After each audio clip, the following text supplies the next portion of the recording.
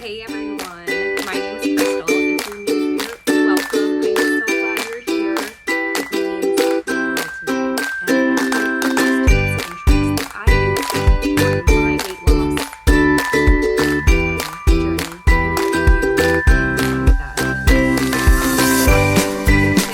that I wrote down here.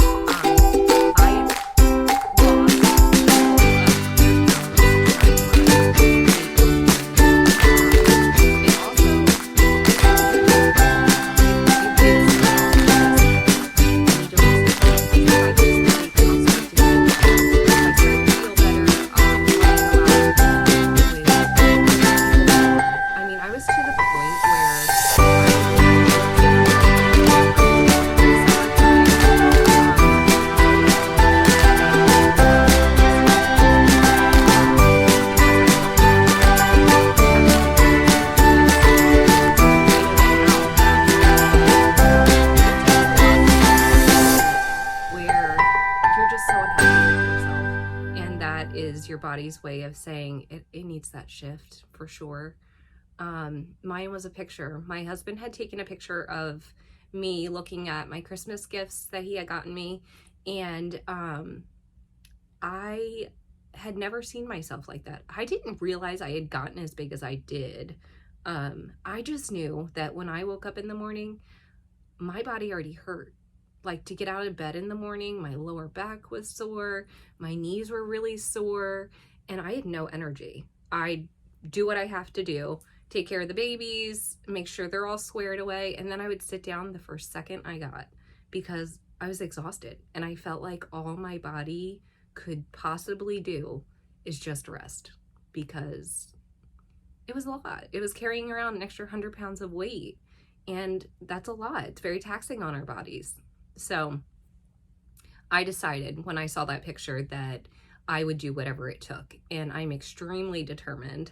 So once I get my heart and mind set to something, it's going to happen one way or another. I'll find a way. So I started in the kitchen. I had gone to the gym when I was probably in my teens, and I loved it. I fell in love with it, but as my babies came, they took front and center, as they should. So I put myself on the back burner. Nobody did that. I did that because my priorities were my family. So when I returned to that point where I knew I needed to get my health back in check, because my babies had by then gotten into school and they were all squared away. So it was time for me to get my best self back. So I actually started in the kitchen, because I knew there is no way I'm taking my ass to the gym. And for one, I didn't have the energy. I could barely just get done what I needed to do that day. So I wasn't going to start there. I knew that would not be a sustainable starting point. So what I did was focus on my food, and it was trial and error. My biggest thing is figure out what diet is going to work best for you sustainably over a long time, because these 8-week courses are great, and there's benefits to doing different kinds of fasts, and I've done them all. I've done all the gimmicks, I've done all the diets, and I just knew I didn't want to do the yo-yo thing anymore. I was done with that. It couldn't happen anymore, because I wanted something that I could sustain over my lifetime, because I didn't want to battle my weight anymore. I was tired of it. I was so tired of the yo-yo back and forth. You lose 50 pounds, you gain 60 back, and you do that most of our adult life until we catch it and we've had enough. So I started in the kitchen, and I started using MyFitnessPal to track all my food. So I always told myself, if you are going to put it in your mouth, you need to be willing to put it down in your app so that you are accountable for that action. It's not a punishment. It's just an accountability thing. So if for you, it's pictures. Pictures are huge for me, and I'll get into that. Pictures, a scale, measuring tape, however you need to hold yourself accountable, start there. And I highly suggest starting with your food, because once you get your food in check, I'm telling you, everything is so much smoother, because abs are made in the kitchen. I'm sure you've heard that saying. It's true, because your health begins in the kitchen. Doesn't mean you're gonna have abs tomorrow. No, I don't. But that's where you should start. Start with your food and figure out what will work best for you.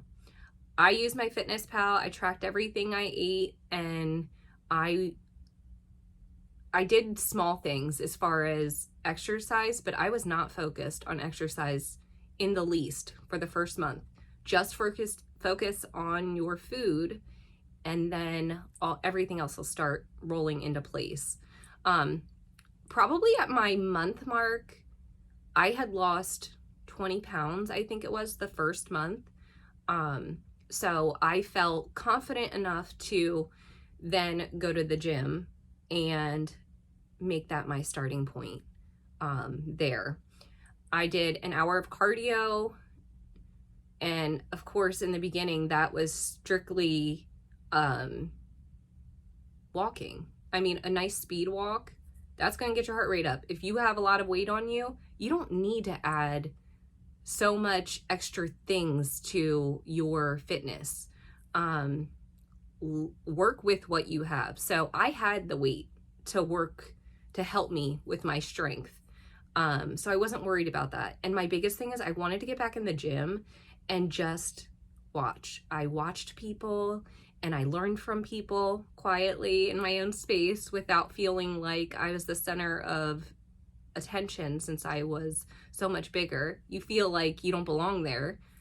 Just take a step back. First of all, everyone's there working on themselves. We're all in this together. We're all fighting for the same thing, and that is to be our best possible self. So I started on the treadmill, and I always really loved the classes. So I thought, what a great way to meet like-minded people if I felt up to it that day. But also learning from someone who is well-informed in the practice that they're teaching, whether that's yoga or strength training, whatever it may be, kickboxing. Take the class that you're drawn to, because that will build your confidence. And so then what I had done after I started taking classes, I was doing that probably like 4 times a week. I would take some type of class. It didn't matter what, just something that would get me moving in other ways than just the treadmill, but extremely beneficial to me learning about what is going to work best for my body, because every single body is so different. So what I might be able to do, the next person may not be able to. Just listen to your body. Trust your body, and I'm telling you, it's like, it feels like effortless when you just listen to, okay, that feels okay. I could do that. I could do that a little bit more. Then, the next day, do that a little bit more, whether it's on the treadmill a little bit more. Maybe you feel more confident using a machine there that you've never used before, but you'll build up to it. My biggest thing was I was terrified of like the weightlifting section, and now it's like my favorite playground ever. So it's okay to be uncomfortable. It's everything that you do that's new is uncomfortable, because we've never done it before. So we question, are we going to do this right? Are we going to look stupid? Like, is everybody going to see that I have no clue what I'm doing? Probably not. Nobody's judging you. We're all like, yes, get it. You're killing it. We're doing this. Like, put in that work, and we got this. So be around that type of energy. If you don't feel that in your gym, like the positive vibes, you're not at the right gym. Find a new gym. I'm telling you. Game changer when you surround yourself with the right people, like-minded people fighting for their true self. It's beautiful. So that's what I would say. I took pictures every month. The first of the month, I would take pictures at the time I did my bra and underwear, but your bathing suit, whatever you're comfortable in, they're just for you. That's all I would tell myself. The pictures are for me and nobody else, and I don't have to take them worrying what somebody else will think of me. I simply put them in an album of their own on my phone, and that's where they stayed. And I needed that accountability so I can put the two pictures together from month to month so I could visually see my progress, because I'm a very visual person. I would get so discouraged by the scale before when I was doing the yo-yo thing. That's why I only allowed myself to weigh myself every month. And my goal when I was losing weight was 2 to 2.5 pounds a week, because I knew I wanted it to be sustainable and I didn't want the weight to come back on. So that was my favorite thing, like being able to weigh myself at the month point and seeing that it was almost a 10-pound difference. Like I could go from, 170 pounds to 160 the next month. Like that's a huge jump, and that builds your confidence. Like, okay, it's working, we're doing this. So much more than like if you're getting on the scale every day and you just see like, the normal fluctuations in weight, that can get very discouraging. Don't recommend that at all. But if you need to get on that scale every day for that accountability, do that. Just figure out what's going to work for you. Don't let anybody tell you the right way to track your progress. But these are the tools that I used and some other options. Breaking our food habits. So for me, a big thing was intermittent fasting. I used to eat just constantly, just, happy, sad, bored, tired, not tired, just alive. I'm going to eat because that's what I got enjoyment out of. So I started intermittent fasting. So I would eat from 12 to 8, and that was my window that I allowed myself to eat. And it worked fantastic for me. That was a great tool that I used. Being prepared as possible. This is a huge one. I would always meal prep my food. So once I figured out, okay, this is kind of what a day would look like, going back to my Fitness Pal, I would look at that and say, okay, this really worked for me this day. And I felt full, and I feel like I made really good choices in my food. So I would start making and prepping meals so it was less to think about. A big, huge thing for me was being prepared as possible. Doing the shopping that I needed to do that week to meal prep my meals on Sunday was a huge game changer, because it took the thought process out of, okay, is this okay to eat? Is this not okay? Is this too much, too little? It took all the guesswork out. I didn't need to think about it. I had to think about it for my shopping list and for my meal prep, and then it's just heating it up or pulling it out of the fridge, whatever that may be. Even with my snacks, because I did love snacks, and I still do. I'm a snacker, like especially at night. That's my jam. But choosing the right ones, that's a big one. And I would use baggies and just portion control. So whatever my Fitness Pal told me I could have, if I could have a cup of that, I'm going to put a cup of that in a baggie so I can just grab and go. And I already know I don't have to, am I taking too much? You really teach yourself how to regulate what is best for your body, because I'm only 5'2". So, what's good for me is not good for someone who's, 5'7". Learn your body, learn what you can do long term. And I'll go back to, like I was talking about, getting on the treadmill and just using what you already have. If you have weight that you want to lose, let that work with you instead of fighting against it. Don't worry about picking up, 20-pound dumbbells. Like, if you feel up to doing a little bit more weight, grab a couple 5 pounds and do it. Let your body work with you instead of fighting against it.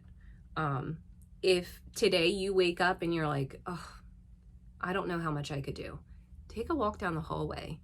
If you could go up and down your steps twice and that's all you got that day, that's great. Like, do your best. And you're not going to feel like I didn't do enough, because each day you add a little bit more. Maybe you go for a walk around the block every time you have a meal. The biggest thing is just move your body in some fashion. Whatever it is, whatever your joys are. Excuse me. If you like skipping rope, then skip rope. Like, figure out what your hobbies are that are active and your interests, and go towards those things, because that'll keep the endorphins up to keep going, because it's enjoyable. It's something you like. If you love dancing, get into Zumba. Like, try that. Try it at home if you're not comfortable with a class. Just move. The biggest thing is just move your body in whatever fashion you can, without overexerting it to a point where it's then not healthy. A little bit each day adds up to huge results. So over a year, I had lost 100 pounds. And at that point, let me backtrack a little bit. Probably 6 months into my year, I was no longer getting the same results that I was, in the beginning of using MyFitnessPal. So I hit that plateau mark and I'm like, okay, I'm gonna switch it up, do something different, and started looking into keto. I pursued keto for the remainder of my weight loss. Was the last 40 pounds was using keto, and I then continued keto for a year and a half after, and was able to keep the weight off, keep my strength up, and I was doing strength training and working out that entire year. So a huge part of like why I don't have so much loose skin as I would, had I not been working out, is because I did the cardio, I did the strength training to fill in that loose tissue. I have loose skin on my belly, and I'll show you guys that in another video. I have no shame in this because I've worked my ass off for it. I'm not where I want to be yet. I'm not there yet, but we're making progress. Baby steps. Every day, a little bit more. All right, so the first 6 months I did MyFitnessPal and then switched to keto for the next year and a half. And then when I knew, okay, I can